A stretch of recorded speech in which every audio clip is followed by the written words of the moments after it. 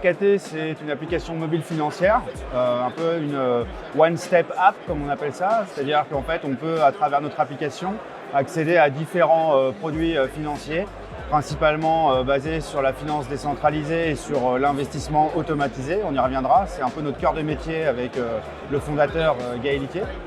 Et donc à travers notre application, assez facilement, on peut créer un compte en moins de 5 minutes, avoir un IBAN dédié, avoir une carte de paiement et puis finalement avoir un accès facile à des comptes d'épargne décentralisés, des investissements automatisés sur ces crypto-monnaies et puis tout récemment aussi sur des vaults de mining. Donc voilà, ça ouvre la porte à la finance de demain.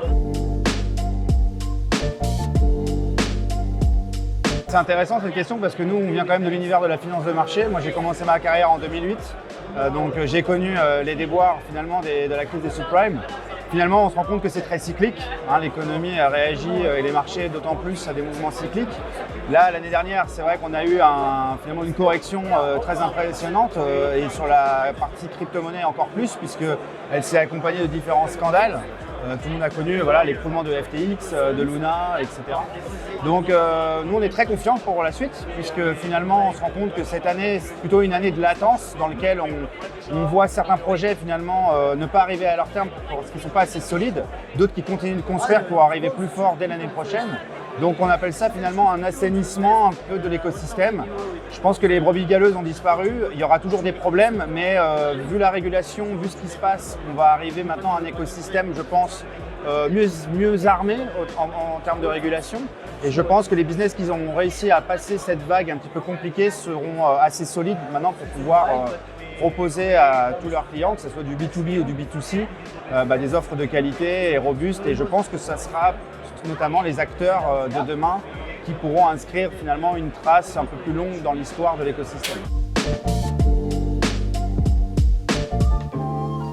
On a déjà finalement sélectionné certains partenaires pour pouvoir déployer l'application dans la zone MENA, donc notamment Dubaï, Arabie Saoudite et puis toute la région nord-africaine et puis indienne, Pakistan. Et ça va dans la suite logique de la roadmap d'expansion du produit puisque le prochain continent qu'on va essayer de développer, ça sera l'Asie. Et donc pour ça, en fait, on va utiliser la prochaine fonctionnalité qui sera présente dans l'application, c'est-à-dire le dépôt et le retrait des crypto-monnaies dans l'application, ce qui permettra de pouvoir toucher un petit peu tous les continents, indépendamment en fait de la rampe d'accès fiat, puisque aujourd'hui on travaille avec de l'euro. Donc on pourra finalement adapter l'application en fonction des régulations et en fonction de l'appétit des différentes zones internationales.